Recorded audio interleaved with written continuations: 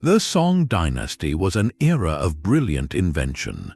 We know about its beautiful art and its elegant poetry. But what if the most astonishing creations of that age are the ones history almost erased?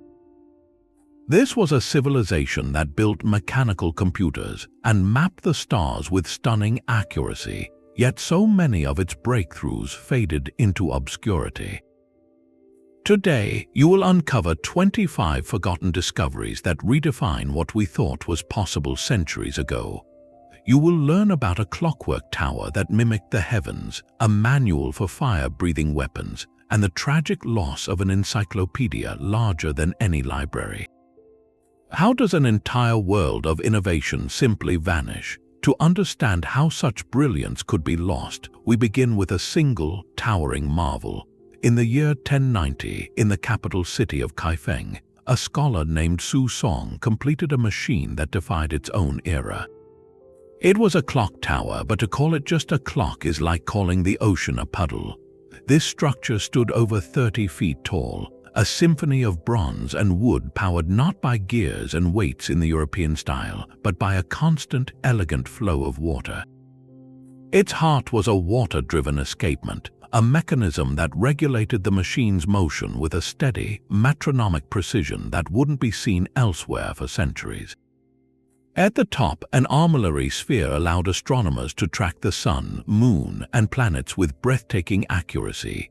But the true wonder was inside. A massive celestial globe, rotated by the same hydraulic power, automatically mapped the positions of the stars in real time.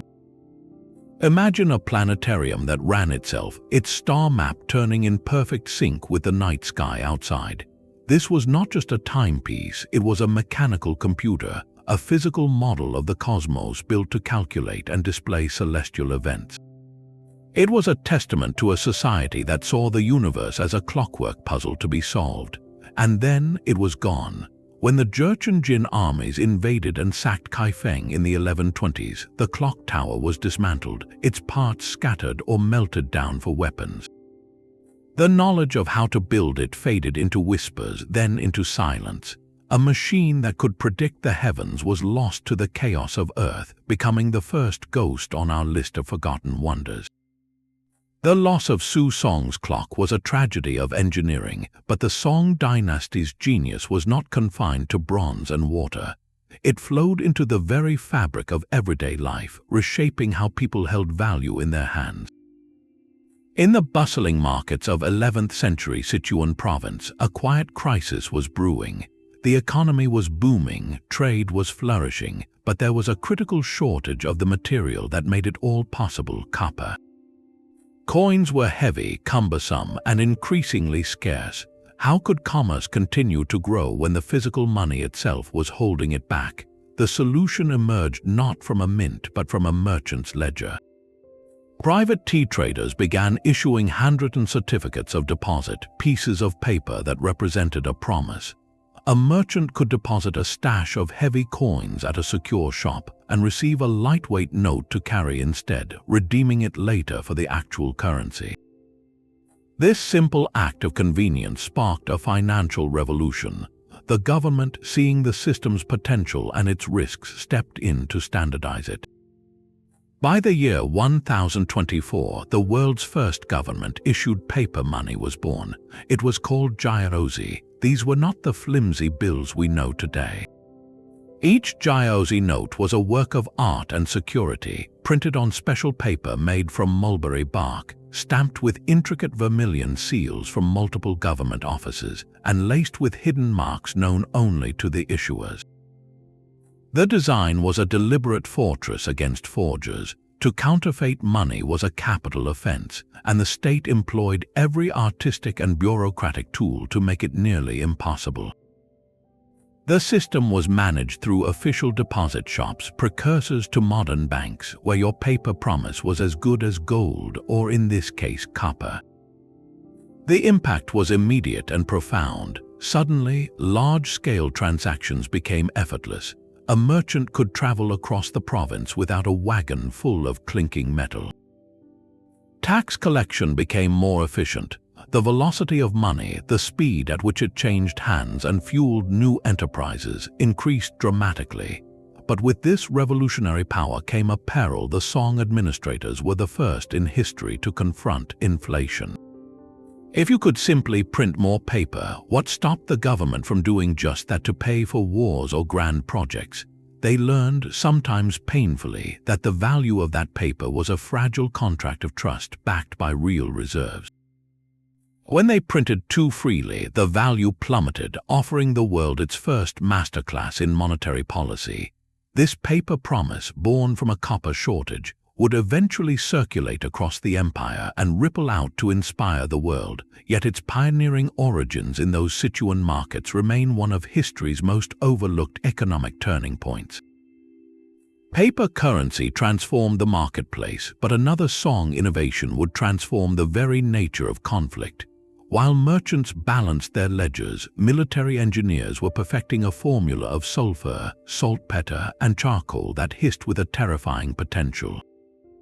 For centuries, this mixture was used for fireworks and incendiary bombs, but the Song artisans were the first to truly weaponize it. Their most advanced designs, however, were nearly lost to the chaos of war and dynastic collapse. They survive today only because they were captured in the pages of a single, extraordinary book compiled in the following century. It is called the Hulong Jing, the treatise of the warlord on fire-throwing weapons. This manual, often catalogued under the Ming Dynasty that followed, is actually a treasure chest of Song and Yuan-era knowledge, a last testament to a military technology that was leaping forward at a dizzying pace.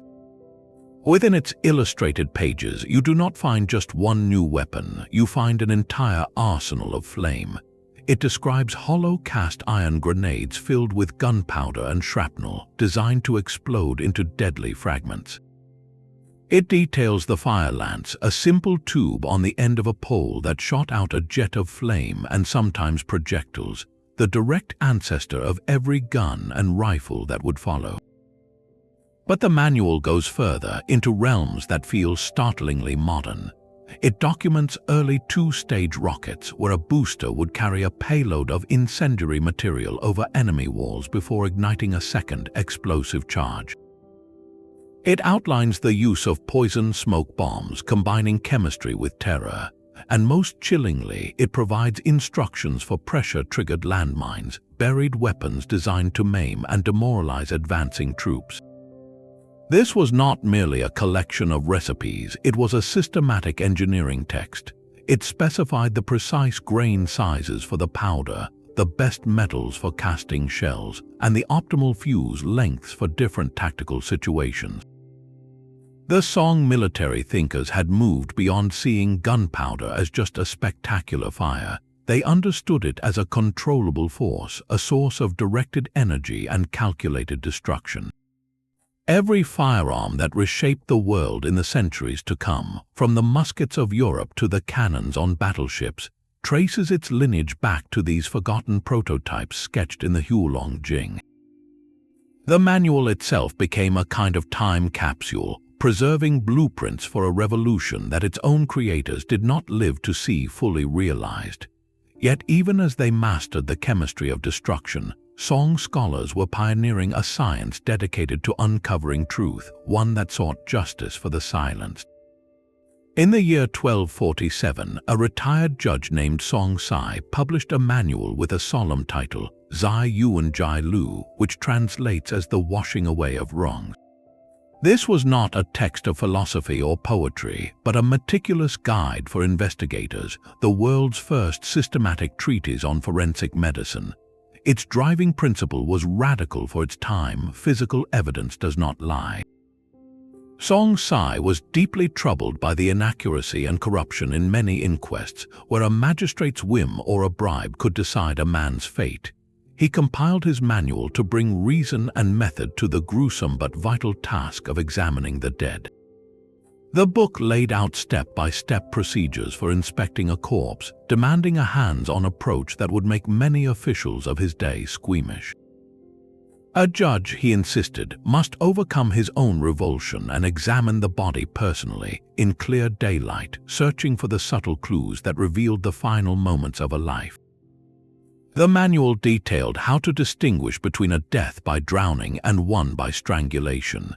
It explained that a body pulled from water might have silt under its fingernails or water in its lungs, while a victim of strangulation would show specific bruising patterns on the neck and potential damage to the hyoid bone in the throat. Perhaps its most astonishing technique involved the detection of hidden injuries on decomposed remains. Song Sai instructed investigators to take bones suspected of having old fractures or bruises and examine them under a special filter, a red-oiled umbrella held against the sun. The oiled silk would diffuse the bright light, while the red tint would enhance the contrast, making faint discolorations and lines on the bone suddenly visible to the naked eye. This was, in essence, an early form of alternative light source analysis, a forensic method that would not be formally rediscovered for hundreds of years. The manual covered poisoning cases, noting the different odors and post-mortem signs associated with various toxins.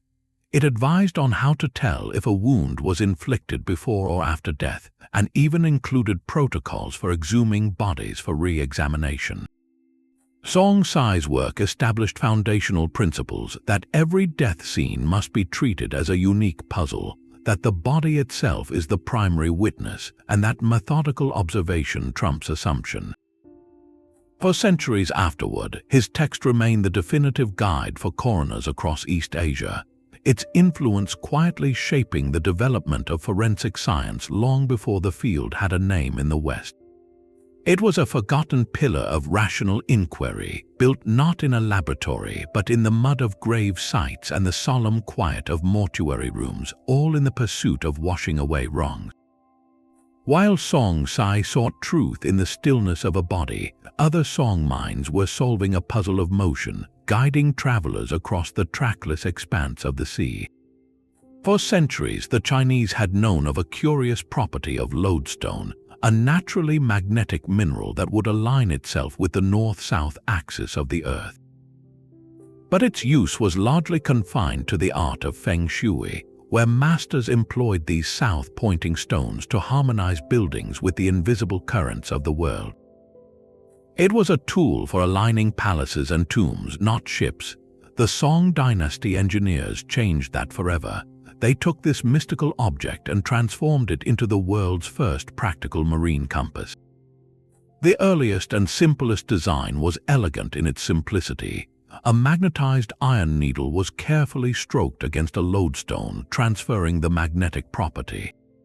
This needle was then placed on a sliver of reed or a piece of wood and set afloat in a bowl of water. Freed from friction, the needle would swing slowly and then settle, its point steadfastly indicating south. Imagine the scene on a Song trading junk, the deck rolling on the swells of the South China Sea. A navigator would bring out his bowl, fill it with fresh water, and gently set the needle upon it. In that calm center, the needle would find its bearing, offering a reliable reference even when clouds hid the sun and stars. This was the floating needle compass, and it revolutionized confidence at sea. But the innovation did not stop there. The water compass had limitations. It was difficult to use on a violently pitching deck, so Song artisans developed the dry compass. Here, the magnetized needle was attached to a central pivot, often enclosed in a protective wooden case with a glass lid.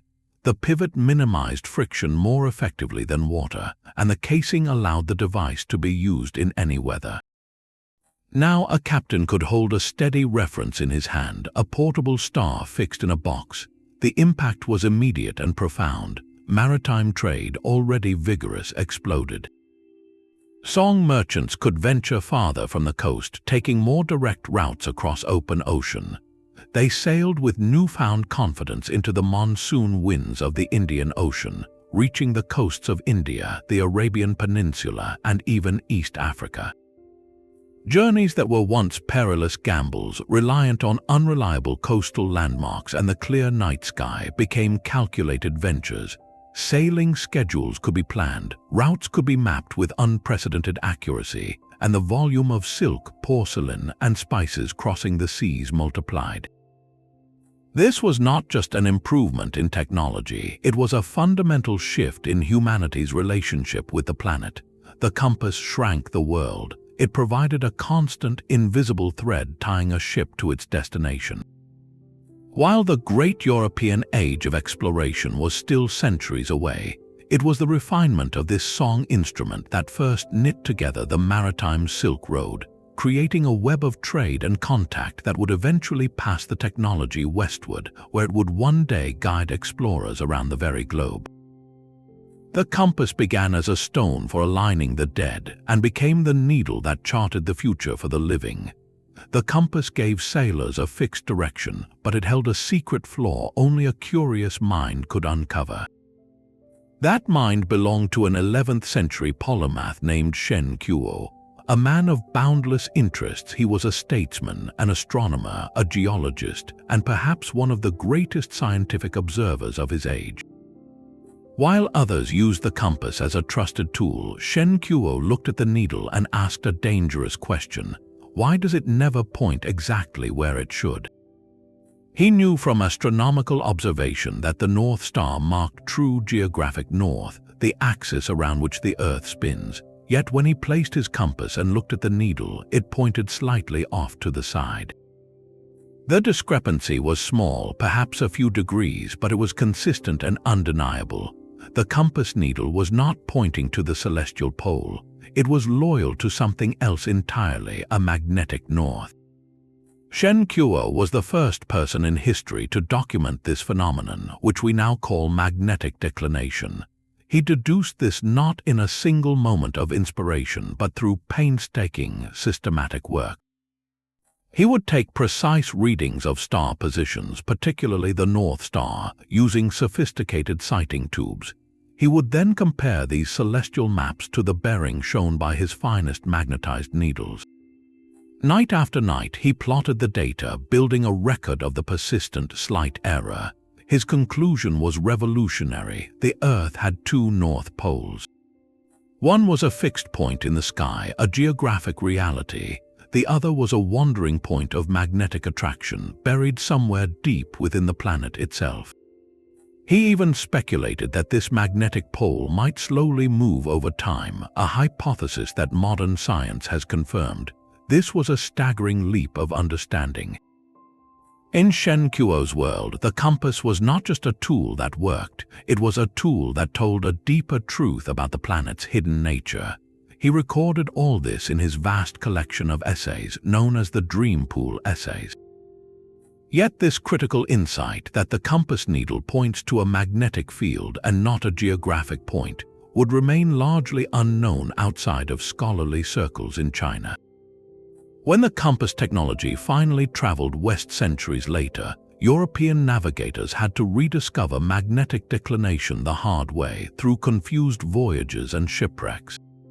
They would not fully grasp or correct for it until the time of Christopher Columbus, over 400 years after Shen Kuo quietly noted the truth in his notebooks. The world had the tool, but for centuries it missed the brilliant manual written by the man who truly understood how it lied. Shen Kuo's notes on the compass were a testament to observation, but another song inventor was crafting a tool to multiply observation itself, to spread knowledge faster than any scribe could dream. In the 1040s, an artisan named Bai Sheng solved a problem that had plagued scholars for centuries. Books were precious, rare, and painfully slow to produce.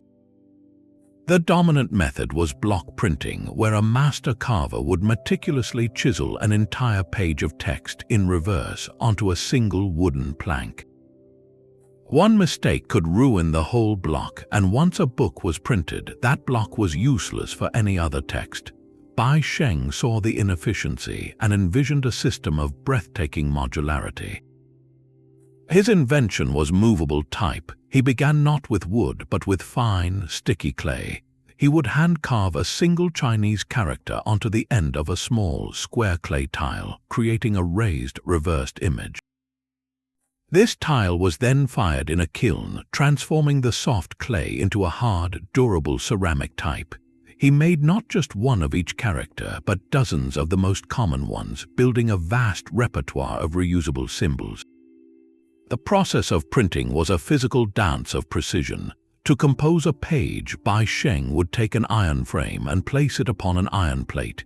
He would then select his ceramic types from an organized case, arranging them one by one, character by character, into the frame to form a mirror image of the desired text. Once the frame was full, he would pack the empty spaces with smaller slivers of clay or wood to hold everything tightly in place. Next, he would bring the iron plate close to a fire, warming it slightly. He would then carefully spread a paste of pine resin, wax, and paper ash over the assembled types. As this mixture cooled on the warm plate, it would solidify, locking the entire matrix of ceramic characters into one solid, unshakable printing plate. Only then would the ink be applied, a brush smoothing it over the raised surfaces. A sheet of paper was laid on top, and a flat board was pressed down evenly across the back. When the paper was peeled away, it bore a clean, sharp impression of the text. After printing, the plate could be returned to the fire, the binding paste would melt, and the individual ceramic types would be released, cleaned, and returned to their cases, ready to be rearranged for the next page, the next book forever. The efficiency gains were monumental. For the first time, a printer's investment was not in a single page of a single book, but in a permanent, reusable library of characters. Yet, this revolutionary system did not trigger an immediate publishing explosion in China, as Gutenberg's press later would in Europe. The reason lies in the beautiful complexity of the Chinese writing system itself. Unlike an alphabetic system with just 26 letters, written Chinese employs thousands of distinct characters. To have a functional, efficient typeset, Bai Sheng needed to create and store tens of thousands of individual ceramic pieces. The logistical challenge of organizing, retrieving, and sorting that many tiny tiles was immense. Furthermore, the very artistry of Chinese calligraphy, with its flowing brushstrokes, was somewhat diminished by the uniform, blocky style of the carved ceramic type. The traditional block printing method, while slower for short runs, remained more practical for text that required artistic flourishes or for small print jobs where carving a single block was simpler than sorting through a sea of characters. So, while Bai Sheng's invention was a stroke of pure genius, a modular system centuries ahead of its time, it remained a brilliant solution in search of a more forgiving linguistic landscape. His ceramic types would pave the way for later experiments with wood and metal type, but the full, society-shaking power of movable type would wait for a different alphabet and a different age, leaving Bai Sheng's workshop as a quiet, forgotten forge of a revolution that was almost but not quite ready to begin. Bai Sheng's ceramic characters were a revolution contained in a tray, but the Song Dynasty's ambition was not content to stay on land. It demanded vessels vast enough to carry an empire's wealth across the open ocean. To meet this demand, Song shipwrights engineered a class of vessels so advanced it would not be rivaled for centuries, the mighty Fu ships. These were not simple boats, they were floating fortresses of trade and naval power, some reportedly stretching over 100 feet in length with multiple decks and crews numbering in the hundreds. Their dominance from the ports of Japan to the bustling harbors of the Middle East was not an accident of size, but a triumph of three quiet, world-changing innovations. The first was a matter of control, the stern post rudder. Before this, most ships were steered using a large oar or steering board mounted on the side of the vessel. This was effective in calm waters but clumsy and vulnerable in heavy seas. Song engineers moved the steering apparatus to the very center of the stern, the back of the ship, attaching a large, flat rudder blade to a vertical post that ran through the hull. This central placement, directly in the flow of water pushed by the ship's movement, gave the helmsman unprecedented authority. With a turn of the tiller, he could pivot the massive junk with a precision that seemed to defy its bulk, holding a steady course against strong crosswinds and turbulent currents. It was the difference between dragging a plank through the water and wielding a sharp blade to slice through it. The second innovation was born from a grim understanding of the sea's brutality, the watertight bulkhead. Instead of building a ship with one vast, open hold from bow to stern, Song shipwrights divided the interior with a series of solid wooden walls, sealed with lime and tung oil that ran from the keel to the deck. These bulkheads created separate, isolated compartments. Now, imagine a Fu ship striking a hidden reef or weathering a storm that cracked its hull. In any other vessel of the age, that single breach would mean a fatal, unstoppable flood. Water would rush in and fill the entire ship, dragging it to the bottom, but on a Song junk the flooding was contained. Only the one compromised compartment would fill with water. The other chambers, sealed off by their bulkhead walls, would remain dry and buoyant, keeping the ship afloat. This was not just a safety feature, it was a fundamental redesign of maritime survival. Sailors could often repair the leak from inside the dry compartment next door, or simply sail on with a flooded section, their cargo and lives preserved. This simple, brilliant concept of compartmentalization would not become standard in Western shipbuilding for over 700 years. The third pillar of their prowess was the tool you just learned about, the magnetic compass. Mounted in a sheltered cabin, the compass gave the masters of these Fu ships a constant, reliable guide. They could venture far from the sight of land, riding the monsoon winds on direct, transoceanic routes with a confidence that shrank the world. Armed with the stern rudder for control, the bulkheads for resilience, and the compass for direction, the Fu ships became the undisputed masters of the Asian seas. They carried mountains of porcelain, silk, and tea westward, returning with ivory, spices, and glass. Their very presence projected Song power and sophistication, creating a maritime network so efficient and secure that it laid the groundwork for all the global trade routes that would follow. They were floating testaments to an engineering philosophy that prized not just grandeur but ingenious, life-saving foresight. The Fu ships carried more than just silk and spices, they carried ideas, the very knowledge of an empire. And in the libraries of the Song, that knowledge was being assembled into a single, staggering monument of paper and ink, a project so vast it makes our modern encyclopedias seem like pamphlets. In the 10th century, decades before the Song Dynasty even began, Emperor Taizong of the Song's predecessor state ordered the creation of a work to end all works. It was called the Imperial Readings of the Taiping Era.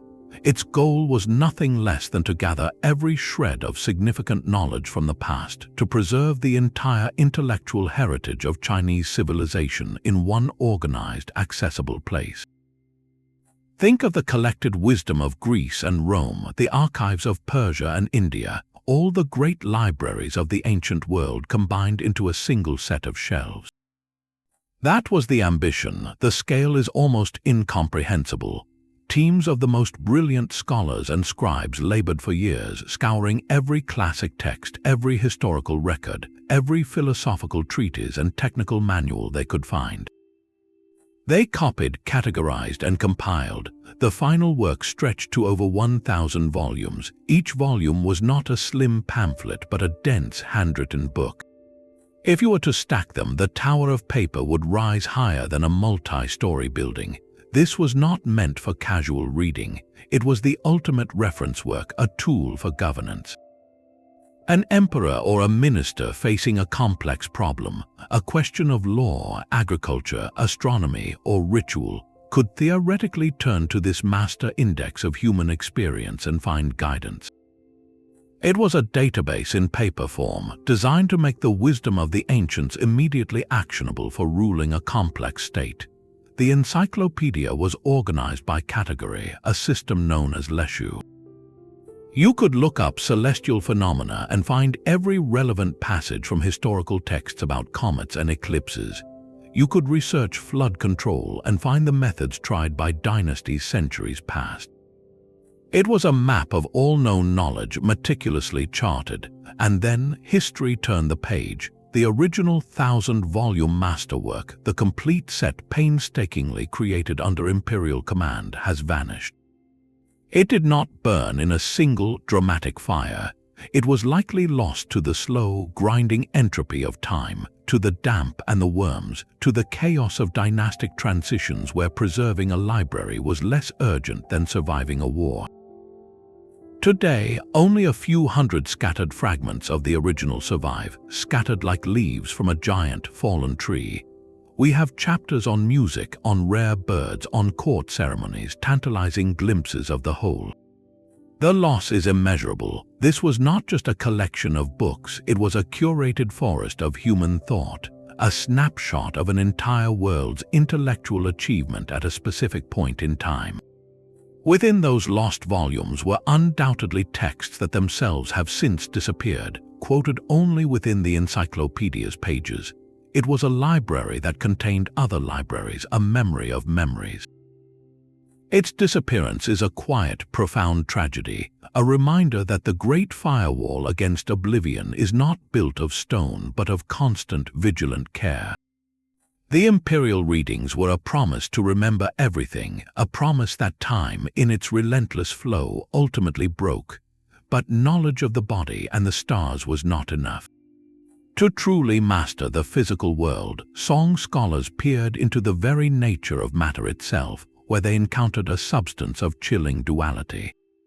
In the quiet laboratories of alchemists and physicians, a relentless pursuit of elixirs and medicines led to a sobering discovery: the isolation and identification of arsenic. This was not a vague awareness of a poisonous mineral. Texts like the Dan Fang Jing Yuan, the classic of the alchemical methods, detail a precise, repeatable chemical process. Alchemists would take raw arsenical ores, like the mineral known as realgar, and carefully heat them in a sealed apparatus. Through a process called sublimation, the solid ore would transform directly into a vapor without first becoming liquid, and then recondense on the cooler parts of the vessel as a fine, white crystalline powder. They had produced pure arsenic trioxide, a substance so potent that a dose the size of a pea could be fatal. What's remarkable is their sophisticated understanding of what they had created.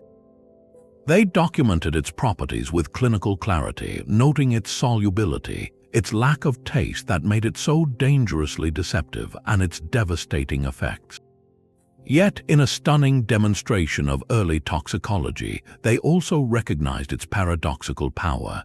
In meticulously tiny, controlled doses, this white powder was classified as a medicine. It was prescribed with extreme caution to treat ailments like syphilis and tropical fevers, a brutal therapy that aimed to kill a disease without killing the patient. This reflected a profound principle: the dose makes the poison.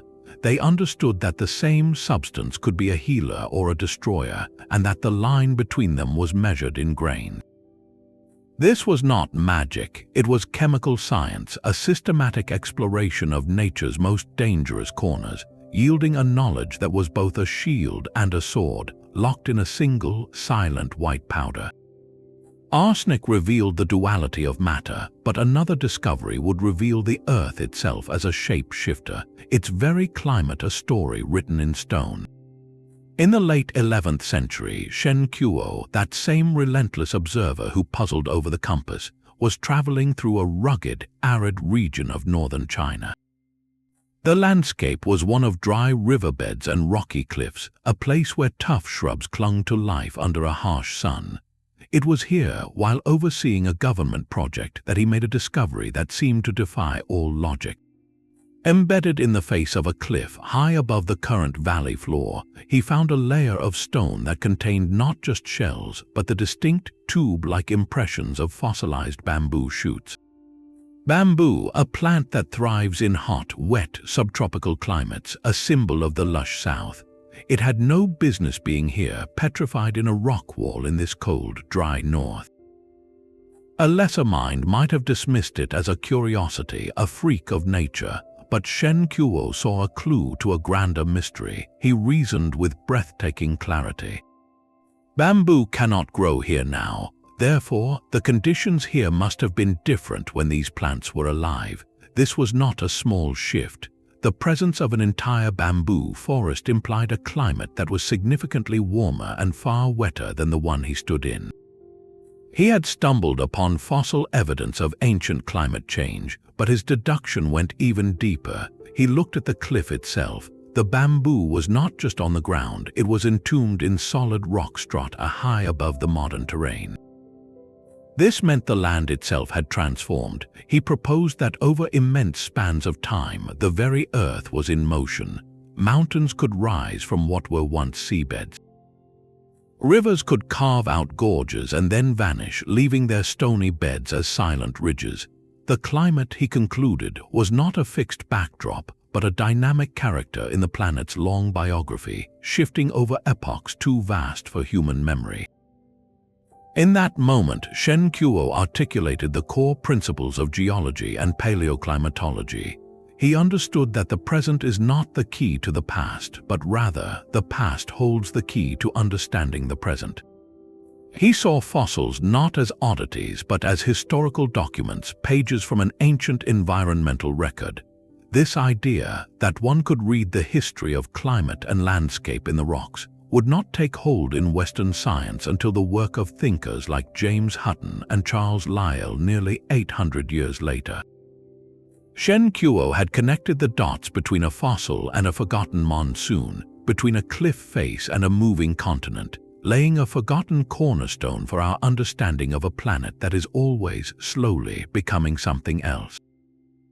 Shen Kuo's fossilized bamboo told a story of a changing world, but the Song Dynasty also faced a more immediate and human crisis, the peril of sickness. In an age where a simple infection could be a death sentence and remedies varied wildly from village to village, the state took a revolutionary step. It decided to standardize health itself.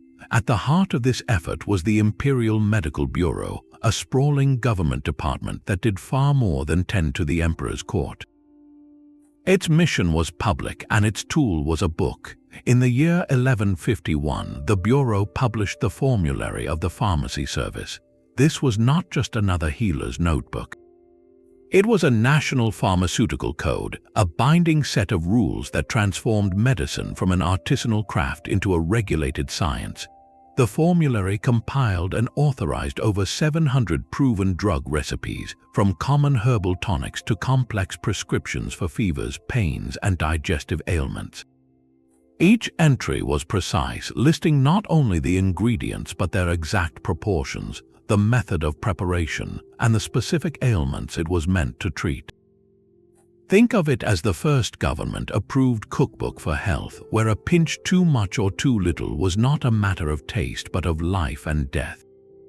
But the Bureau's genius went beyond the recipes. It established the world's first comprehensive quality control system for medicine. Officials specified the exact botanical sources for herbs, the proper seasons for harvesting, and the techniques for drying and processing them to preserve potency. They set standards for purity, rejecting adulterated or spoiled ingredients. To enforce these standards and make the medicines accessible, the government did something unprecedented. It opened its own chain of apothecary shops. These were state-run pharmacies, staffed by trained personnel who prepared and sold the standardized remedies directly to the public. For the first time, a citizen in the capital or a major provincial city could walk into an official establishment and receive a remedy that was consistent, reliable, and backed by the full authority of imperial science. This system tackled two great evils of the age: inconsistency and fraud. No longer would you have to wonder if the local herbalist's cure was effective or even safe. The state had vetted it, the prices were regulated to prevent profiteering off desperation, and the very act of centralizing this knowledge created a feedback loop, as physicians across the empire could report on the efficacy of formulas, leading to continuous refinement in later editions of the formulary. This was the birth of the pharmaceutical industry as we understand it, not as a private enterprise but as a public utility. It recognized that public health was a pillar of stable governance, and that reliable medicine was as critical to the empire's strength as reliable grain or a reliable army. In the meticulous pages of that 1151 formulary, we see the quiet blueprint for a modern idea that healing could be systematic, that medicine could be democratized, and that the state's duty sometimes extended not just to ruling its people but to curing them. While the state standardized medicine, a quieter revolution was transforming the fabric of society, quite literally, in the workshops of southern China. The demand for cotton cloth was soaring, but a back-breaking bottleneck threatened to stifle the entire industry. Cleaning the raw cotton, pulling the delicate fibers free from their tenacious seeds, was a task done entirely by hand. It was slow, laborious work that limited how much cloth could ever be produced. The solution emerged not from a grand imperial decree, but from the pragmatic mind of an unknown artisan. By the 13th century, perhaps even earlier, Chinese craftsmen had built a mechanical cotton gin. The design was a masterpiece of elegant simplicity. Picture two closely set wooden rollers turned by a hand crank. As a worker fed a mass of raw cotton between these rotating cylinders, the soft fibers would be pulled through the narrow gap. The hard, round seeds, however, were too large to pass. They were simply scraped off and discarded, leaving behind a clean, fluffy roll of pure cotton fiber. This simple device multiplied the efficiency of the process by an order of magnitude. Where one person might labor for a day to clean a few pounds of cotton by hand, the mechanical gin could process that amount in an hour. The impact on the textile industry was immediate and profound. With a reliable, fast supply of cleaned cotton, spinners and weavers could operate at an unprecedented scale. Cotton cloth, once a relative luxury, became affordable and commonplace, fueling a boom in domestic clothing and trade. This technology did not remain a secret. Knowledge of the roller gin carried along the Silk Road and maritime trade routes slowly diffused westward. It reached the Indian subcontinent and the Islamic world, where similar devices appeared. Centuries later, when Eli Whitney patented his famous cotton gin in 1794, he was introducing a new, more efficient saw-based design to an American context, but the fundamental principle of mechanical seed separation was not new. It was a refinement of a concept that Chinese workshops had been using for hundreds of years. The Song-era gin never sparked the same kind of explosive, tragic social change as its American successor because it was integrated into an existing, diversified textile economy. It was a tool of production, not a driver of a single, brutal system. Yet its influence was global, a forgotten cog in the machine that first clothed the world in cotton.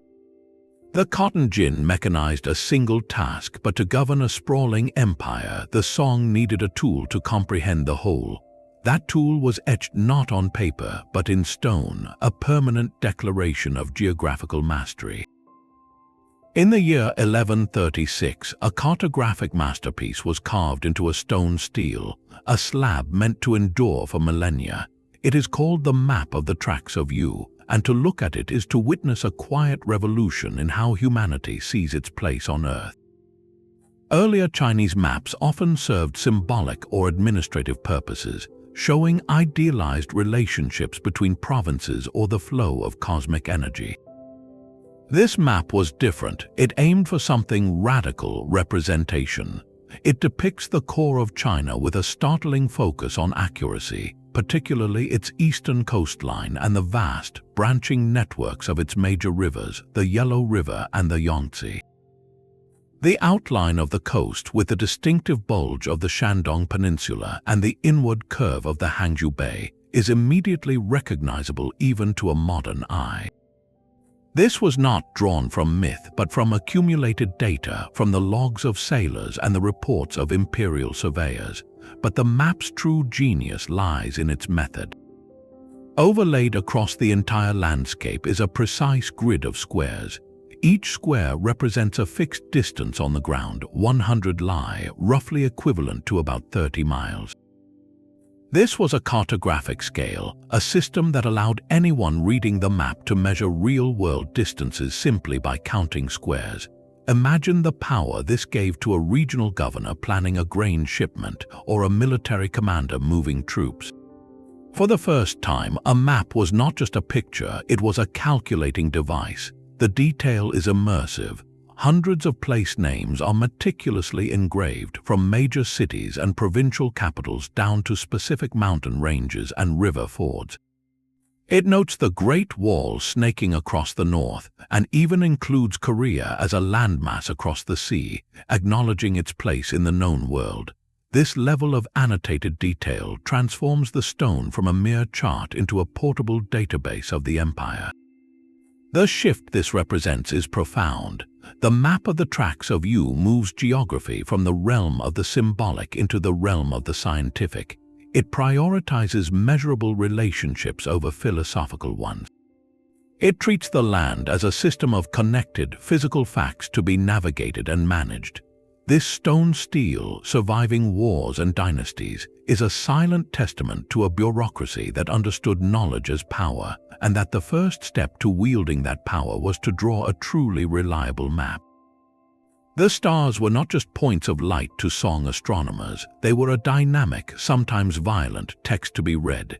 In the year 1054, a new character blazed onto the celestial page. Observers across the empire watched in awe as a star appeared where none had been before, shining so brightly it was visible even in daylight for 23 days. They called it a guest star, a temporary visitor in the fixed heavens. Meticulous court astronomers recorded its position and its slow fade over nearly 2 years. We now know they were witnessing a supernova, the explosive death of a star, and their records of it would later prove invaluable to modern astrophysicists. But these celestial fireworks were not the only mystery.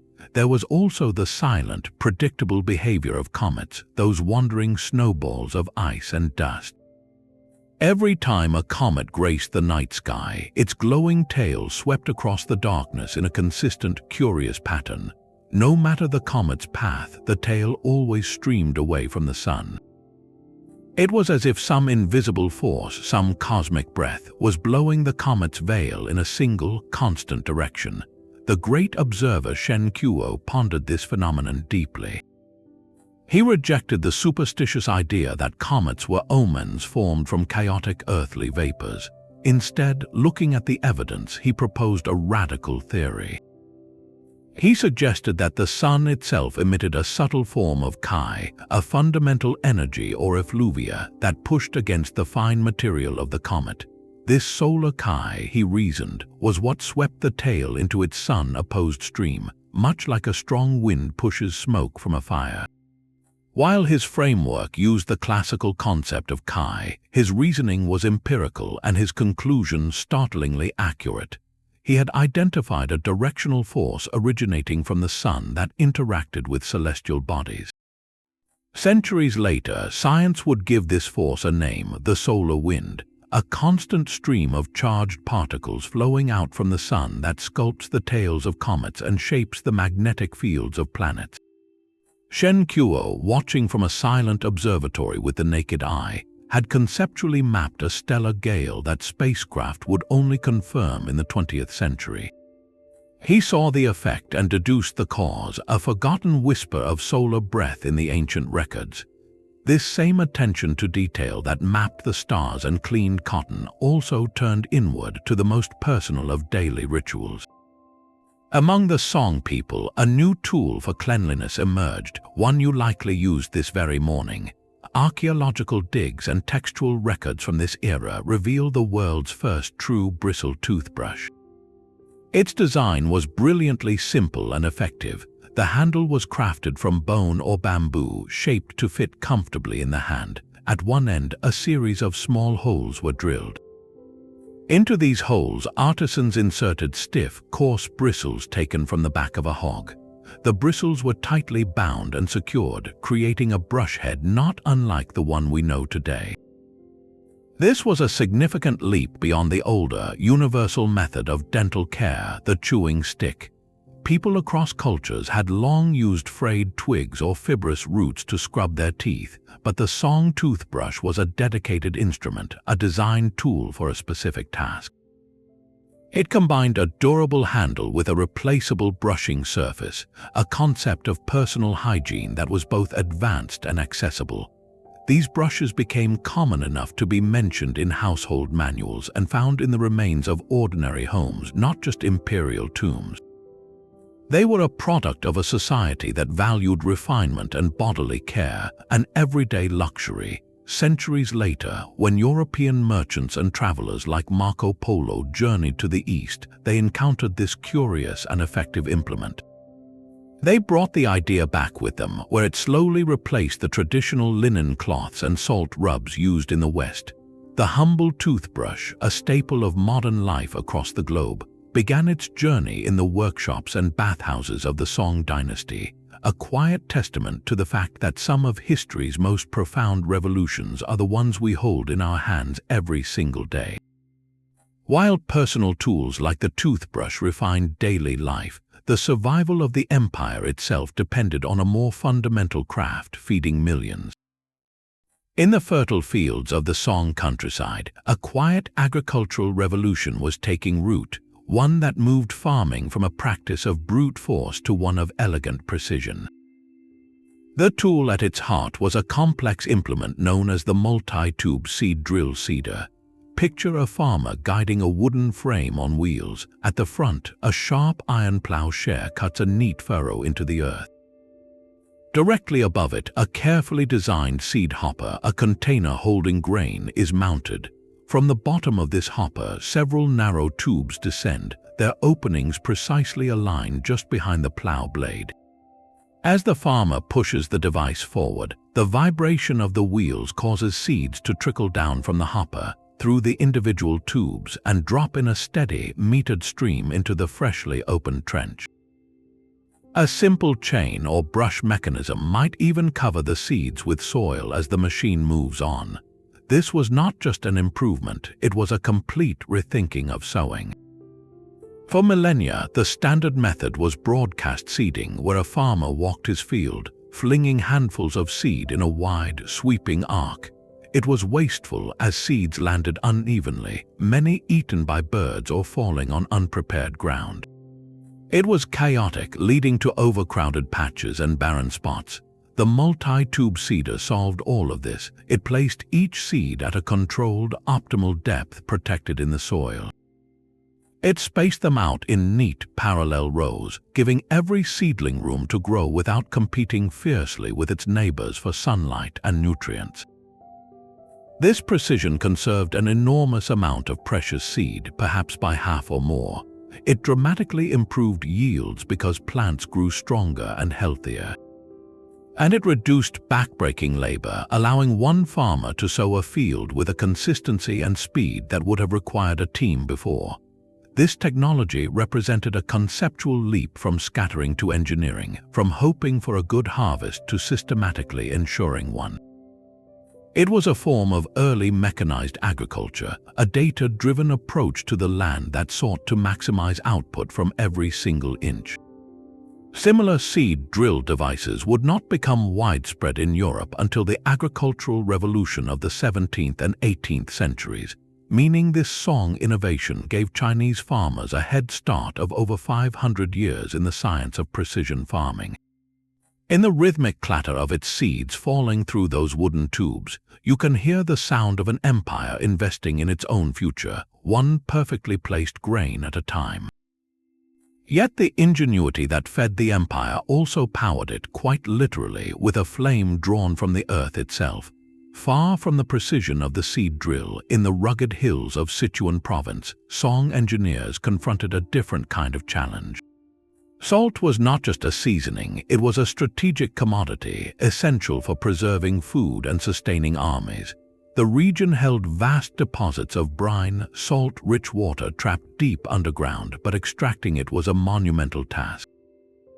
The solution they engineered was an industrial marvel, one that harnessed a dangerous, invisible force.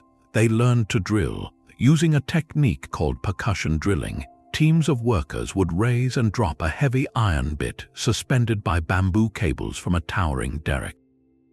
This relentless hammering could bore holes over 3,000 feet deep, piercing through rock to reach the pressurized brine reservoirs below. But sometimes the drill did not find just brine. It found fire. Tapping into natural pockets of natural gas was a terrifying hazard, a potential for catastrophic explosion. But the Song drill masters did not retreat. They innovated. Upon striking a gas deposit, they would cap the borehole with a heavy stone lid, pierced only by a long, jointed bamboo tube. This became the world's first natural gas pipeline. The bamboo, its segments sealed with clay and wrapped in cloth, snaked across the landscape, carrying the volatile gas safely away from the wellhead to its destination, the salt evaporation pans. Here, the gas was channeled to burners beneath massive iron pans. A continuous, controllable flame now licked at the pans day and night without the need for constant fuel wood or charcoal. Brine pumped from other wells was fed into these pans, and the gas fire boiled it relentlessly, leaving behind pure, crystalline salt. This was not a small-scale operation. The bamboo pipelines formed networks miles long, feeding entire industrial complexes where the fires never went out. The efficiency was staggering. They had created a closed-loop system using one subterranean resource, gas, to extract another, salt, on a scale never before imagined. It was an early petrochemical industry, a systematic exploitation of fossil fuels for manufacturing, centuries before the term would be coined. In the hiss of that bamboo pipe and the blue glow of that eternal flame under the salt pans, you can see the birth of something profoundly modern, the deliberate, calculated harnessing of the planet's ancient energy to fuel human industry. The relentless flame beneath the salt pans was a testament to practical genius, but the true spark of the Song era was a mind that knew how to think, not just how to build. That mind once again belonged to Shen Kuo. His dream pool essays are more than a collection of odd facts. They are a masterclass in a process, a blueprint for how to interrogate the world. Shen Kuo did not simply observe, he investigated. When confronted with a strange phenomenon, his first step was meticulous, repeated observation. He would gather data, measure angles, note conditions, and record inconsistencies. Take his work on acoustics. He was fascinated by a haunting phenomenon from a battle, where the leather quivers hung in an empty house seemed to hum and produce ghostly sounds after a rainstorm. Instead of attributing it to spirits, he formed a hypothesis. Perhaps the drum-tight, wet leather was resonating with sounds from a distant source. To test this, he designed an experiment. He cut paper puppets, little dancers, and placed them on a lute. When he played a specific note on a different instrument across the room, the puppet on the lute string tuned to that same note would vibrate and dance while the others remained still. This was a controlled demonstration of resonance, proving that a vibrating body could transfer energy to another tuned to the same frequency. Observation, hypothesis, experiment, conclusion. This was not magic, it was method. He applied this same rigorous thinking to everything. To understand why fossils of sea creatures were found on mountaintops, he observed erosion patterns and sedimentary layers, hypothesizing the uplift of ancient seabeds. To debunk the myth that rainbow sightings in a fountain proved dragon presence, he traced the angles of light and water spray, correctly deducing the optical principles of refraction and reflection that created the spectrum. His essays are filled with phrases like "I tested this myself, and the evidence shows." He argued against blind acceptance of ancient texts, urging scholars to verify claims with their own eyes and experiments. In Shen Kuo, we see the emergence of a proto-scientific spirit, a systematic commitment to evidence over authority, to testing over tradition. He was building a scaffold for understanding the world, one careful observation at a time, long before the formal scientific method would be defined in the West. His greatest discovery was not a fact but a way of thinking. Shen Kuo's methodical mind sought to understand the world through reason, but the Song artisans who worked the kilns of Jeonju province mastered a different kind of knowledge, one written in fire and chemistry, whose final secrets they took with them. The ceramics they produced, known as Jeonware, are among the most visually arresting and technically mysterious objects ever to emerge from a furnace. At first glance, a finished Jeon bowl or vase seems to hold a captured sky. Its base glaze is a soft, opaque lavender blue, reminiscent of twilight or a misty mountain range. But this serene background is only the canvas. Across the surface, unpredictable eruptions of color bloom like celestial phenomena. Deep, velvety purples bleed into the blue. Splashes of vibrant crimson and vermilion streak like captured lightning. Some pieces exhibit a dramatic flambe effect, where the glaze appears to have flowed and frozen in mid-cascade, creating textures of molten rock and flowing lava. No two pieces are ever identical. Each Jeonware object is a unique record of a specific volatile moment inside the kiln, a snapshot of alchemical chaos. The technical heart of this mystery was a firing process called controlled reduction. Normally, pottery kilns are fired with plenty of oxygen, an oxidizing atmosphere that produces clear, consistent colors. The Jeon kiln masters, however, learned to manipulate the fire itself. At a critical point in the firing cycle, they would deliberately choke the kiln, reducing the oxygen supply by sealing vents or adding green wood that produced thick smoke. This created a reducing atmosphere, a chemical environment starved of oxygen. Inside this smoky, volatile chamber, the metallic oxides in the glaze, primarily copper and iron, underwent a dramatic transformation. Without enough oxygen to form their usual compounds, these metals reduced to different chemical states, unleashing a riot of unexpected colors from the same base recipe. Copper, which typically yields a green glaze in oxidation, could flash to a stunning blood red or a delicate peach bloom. Iron oxides could produce anything from celadon greens to those signature opalescent blues and purples. The master's skill lay in controlling the uncontrollable, in judging the exact moment to cut the air, the precise temperature to introduce reduction, and the perfect duration before allowing oxygen back in to stabilize the piece. It was a high-stakes dance with chemistry, where a minute too long could result in a muddy, ruined pot, and a second too short might yield only a dull, monochrome glaze.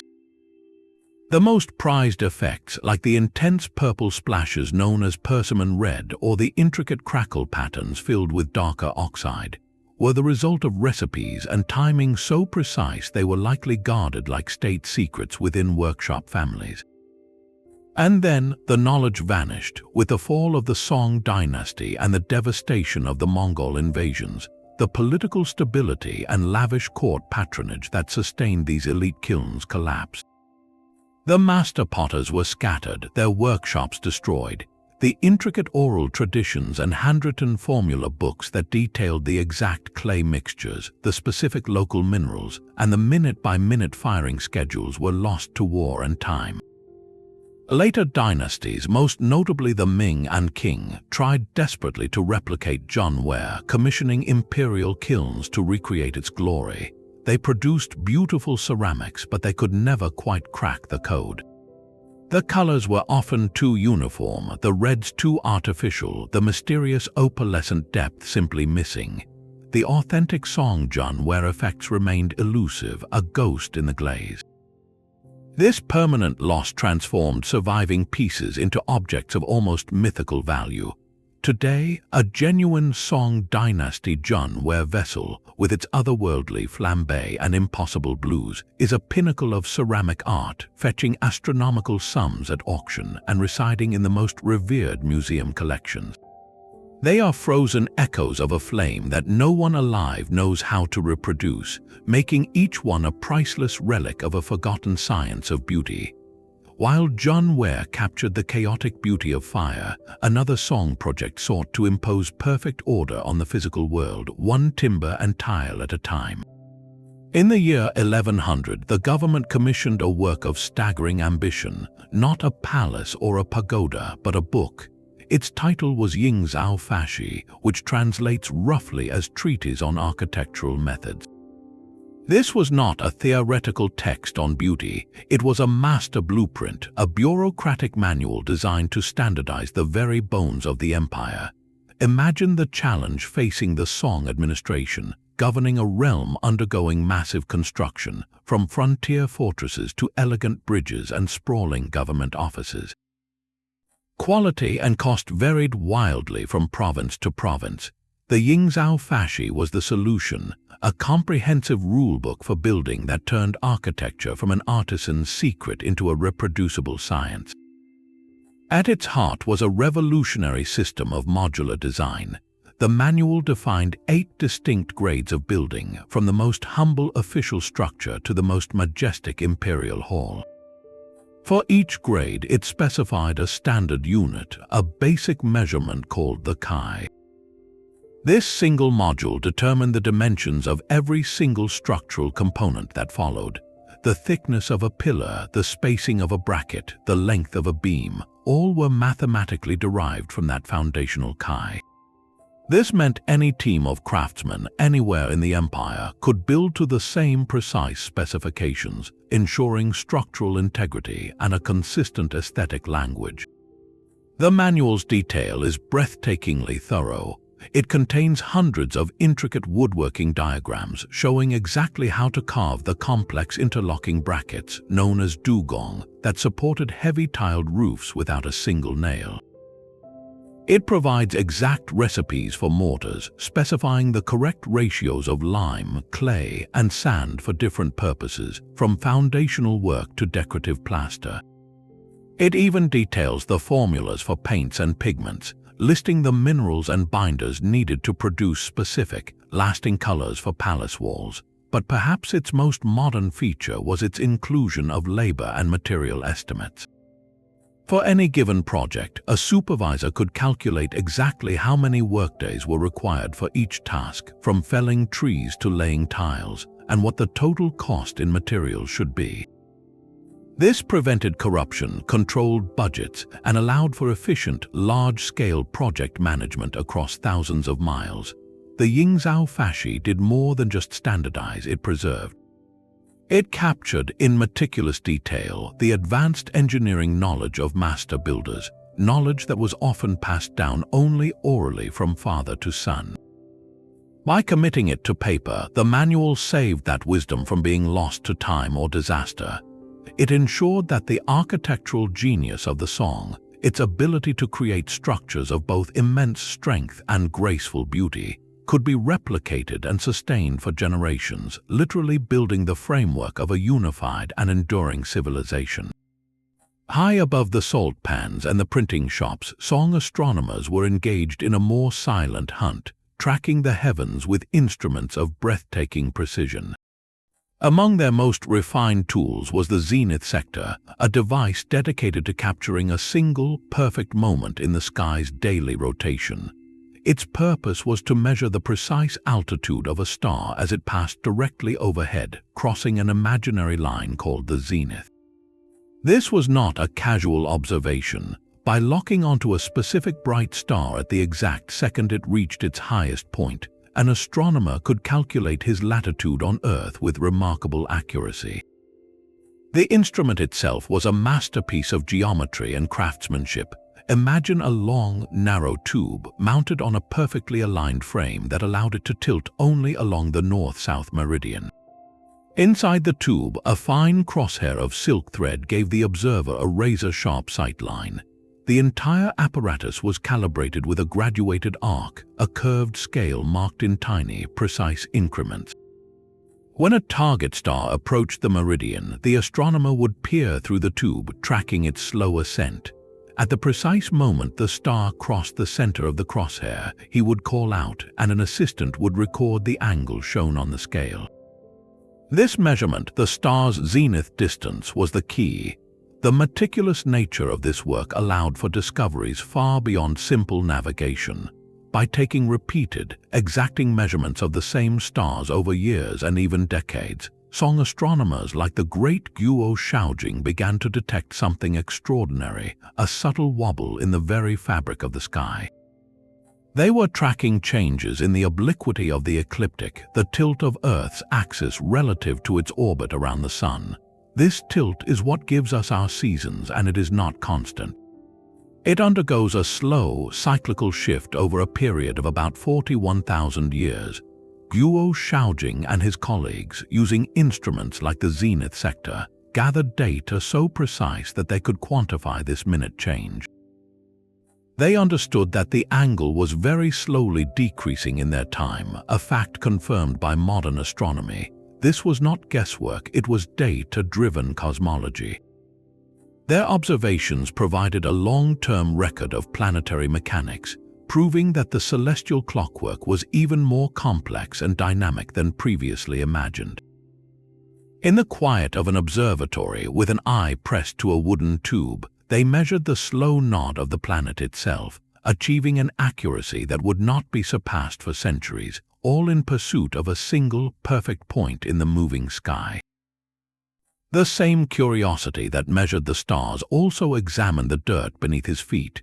During his extensive travels, Shen Kuo ventured into the dramatic landscape of the Taihang Mountains, a rugged spine of rock far from any ocean.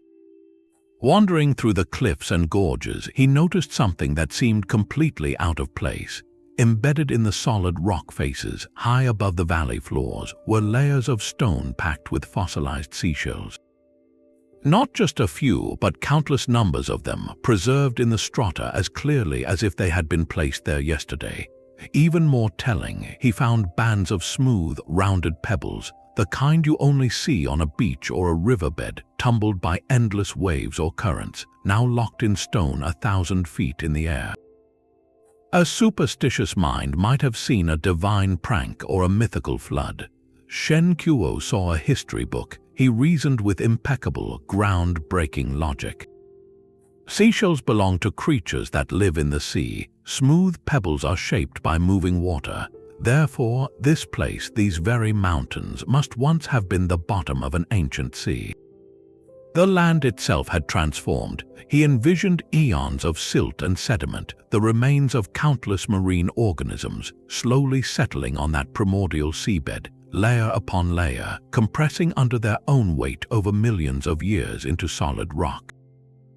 But the story did not end there. The seabed was not just buried, it was lifted. He proposed that titanic forces within the earth had gradually pushed this entire section of the crust upward, raising the former ocean floor into the sky to become the Taihang Range. And then the final act, erosion. He observed how wind and rain, rivers and frost were constantly sculpting and wearing down the mountains, carving the valleys and cliffs he now walked through.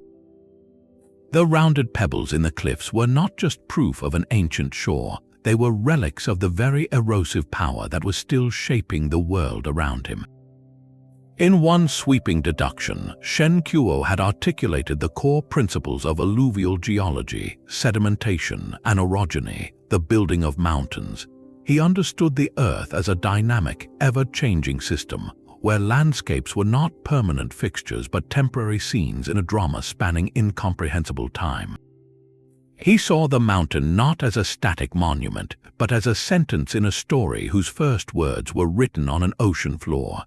These mountains of fossilized seashells were a testament to a world remade by water, a force the Song Dynasty learned to command with equal brilliance on a more human scale. To hold their empire together, they needed to move mountains of grain, salt, and silk, not over rugged terrain but through the very heart of their territory. Their solution was the Grand Canal, an engineering marvel that predated them, but which they perfected into a technological masterpiece. The Song did not just use this watery highway, they re-engineered it, transforming it into the world's most advanced and efficiently managed hydraulic system. The core challenge was geography. The canal connected the fertile rice bowls of the humid south to the arid political capitals of the north, but the land was not flat. It rose and fell in gentle slopes, creating a critical problem. How do you move a heavily laden barge uphill? The answer was a revolutionary invention, the pound lock. Before this, ships faced grueling portages where cargo had to be unloaded. The ship dragged overland on rollers past a rapid or a slope and then reloaded on the other side. It was slow, expensive, and limited the size of vessels. The Song engineers changed everything with a simple yet profound concept, the water staircase. They constructed a lock, a short chamber of solid masonry with massive wooden gates at each end. Imagine a ship approaching from a lower section of the canal. The lower gates would be closed. Workers would then open sluices, allowing water from the higher upstream section to flow into the chamber. As the lock filled, the ship would rise gently like a toy in a filling bathtub. Once the water level inside the lock matched the higher canal, the upper gates could be swung open and the ship would sail out, having been lifted effortlessly to the new elevation. To go downhill, the process simply reversed. This double-gated pound lock was a hydraulic elevator for commerce. It allowed ships to traverse changing elevations without ever leaving the water, preserving their cargo and slashing travel time. The efficiency gains were staggering, turning the canal from a seasonal route into a year-round, high-volume economic artery. But the locks were only one part of the system. The canal was a living entity that constantly silted up. To keep it navigable, the Song maintained a permanent army of dredgers. Using vast coordinated labor forces, they deployed specialized barges equipped with drag lines and buckets to continuously scrape silt from the bottom, maintaining a uniform depth for the deep-drafted grain barges. This was not occasional maintenance. It was a relentless, scheduled operation managed with military precision. And that management was perhaps the most sophisticated element of all. The Song established a dedicated canal administration, a bureaucracy whose sole purpose was the health of this lifeline. Officials meticulously measured water levels, regulated traffic to prevent jams, and collected tolls to fund the constant upkeep. They maintained waste stations and granaries along the banks, creating a seamless logistical chain from southern field to northern granary. The entire operation was a symphony of coordinated effort, where the timing of a lock gate and the schedule of a dredging barge were as crucial as the harvest itself. This was not just engineering, it was systemic governance, a recognition that the empire's strength flowed as surely through those man-made channels as blood through a vein. The final discovery is not a single invention, but the very book that preserved them. Shen Kuo's Dream Pool Essays is a universe bound in paper, a sprawling, chaotic, and breathtakingly comprehensive record of a mind that refused to accept the world at face value. Within its pages, you find the meticulous notes on magnetic declination, the diagrams for movable type, the theories on fossilized seashells and changing climates. But it contains so much more, a dizzying array of observations that range from the profound to the peculiar. He describes the process of making ink from soot, debates the best methods for calculating lunar eclipses, records the strange acoustics of ancient bells, and even offers practical advice on preventing mildew in grain storage. This was not a formal textbook, but a scientist's personal notebook filled with questions, failed hypotheses, and triumphant deductions. Its survival is a minor miracle. Compiled by a single man without imperial sanction, it could have easily been lost to fire, flood, or simple neglect. That it endured at all is our extraordinary fortune. The Dream Pool Essays is our primary window into the staggering, restless intellect of the Song era. It proves that the dynasty's genius was not just in building towers or printing money, but in cultivating a way of thinking, a relentless curiosity that saw the entire world, from a compass needle to a mountain range, as a riddle waiting to be solved. In Shen Kuo's words, we hear the quiet, persistent voice of reason itself, a voice that asked how and why, and insisted that the evidence must always have the final say. The sheer diversity of these 25 discoveries paints a civilization in constant, brilliant motion. This was an age that gave the world its first toothbrush and its first paper currency, that built mechanical clocks to track the stars and bamboo pipelines to harness the Earth's fire. It was a society whose thinkers, like Shen Kuo, made conceptual leaps into geology and astronomy that would not be matched for centuries, while its artisans perfected everything from forensic science to the chemistry of a perfect glaze. So why were so many of these breakthroughs nearly erased from our collective memory? The answer is a quiet tragedy of history. Some were lost to the blunt force of war and invasion, like Su Song's celestial clock tower, dismantled and melted for weapons. Others vanished with the texts that contained them, the 1,000-volume encyclopedia crumbling into fragments, the secret formulas for Junware dying with the master potters. Many simply faded because later cultural shifts or new dynasties looked backward to different ideals, allowing practical knowledge to slip through the cracks of time. The Song Dynasty stands as a breathtaking reminder that human progress is not a straight, inevitable line.